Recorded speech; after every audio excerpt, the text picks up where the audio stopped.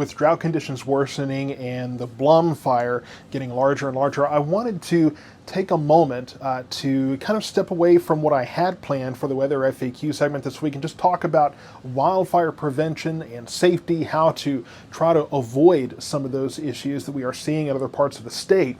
So these are just a few tips that I found from different sources, some of them common sense, some of them things that really I didn't even think about. The first on those, yes, is check weather and drought conditions. I would say in addition to that, check and make sure you're not under a burn ban before you do any kind of outdoor burning. Also, and this is something that we do a lot in the country, avoid driving or parking on dry grass. Now, this is, again, something that you see a lot. What I'll say here is that if it's on very low cut grass, that kind of thing, it may not be as big an issue, but the thing is that your exhaust can get very hot and different sparks and things can happen from your vehicle, and it doesn't take much at all to start a fire on grass, especially thicker, drier grass. So be mindful of those things. You want to keep your equipment and vehicles maintained, because a well-maintained chainsaw or vehicle or something will produce less sparks. But if that chainsaw isn't well oiled, then you maybe can get more sparks, and then that may start a fire. Check tires, bearings, and axles on trailers, pretty much the same thing. Anything that can create sparks. And generally just keep sparks away from dry grass or vegetation, whether they're coming from, say, welding or some other kind of work. You want to be mindful of those sparks and keep those away from that dry vegetation that could burn. You want to check conditions before using fireworks or find a safer alternative. The burn bans in Texas do not include fireworks, and that's something that always surprises people. It is actually state law in Texas that burn bans have to exclude fireworks, and it has to be a separate ban altogether. Last year, we saw that in action when there were burn bans, and then there were separate bans specifically on the use of fireworks. So if you want to fire off fireworks, be smart about it, okay? Keep it away from, if there's a huge parking lot or slab of, huge, foundation, a slab of concrete you want to do that on, that's fine, but keep it away from where those fires might start. Or we see more and more different kinds, really, of entertainment, like drones and those kind of things too. So that's something to keep in mind as well.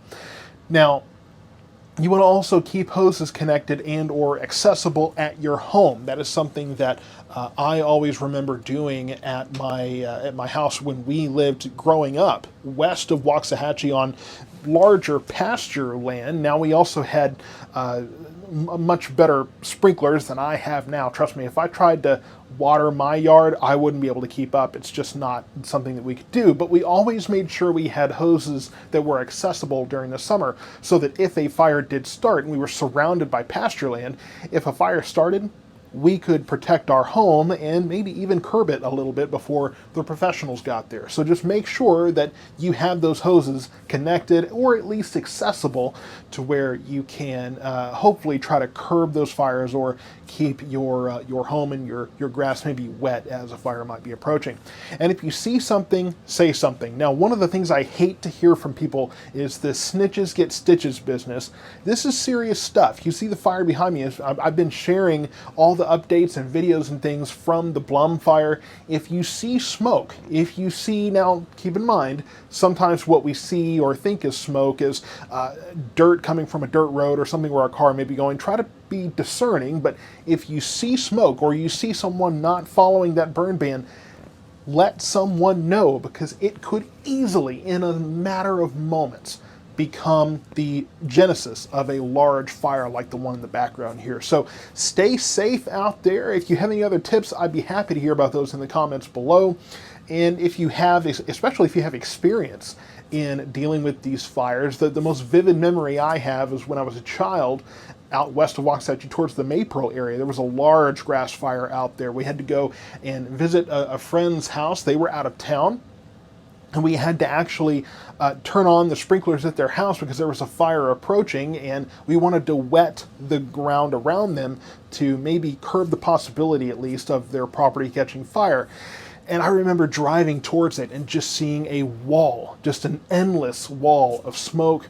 and we had to go past a roadblock and all these kind of things, and it was a very frightening situation. That was my first real experience with a wildfire, and these things are just simple acts. They can make a big difference in terms of how we respond and how we take care of things and try to avoid wildfires in this very, very dry condition. Again, I'd love to hear those tips from you in the comments. Thank you so much for watching. We will see you next week.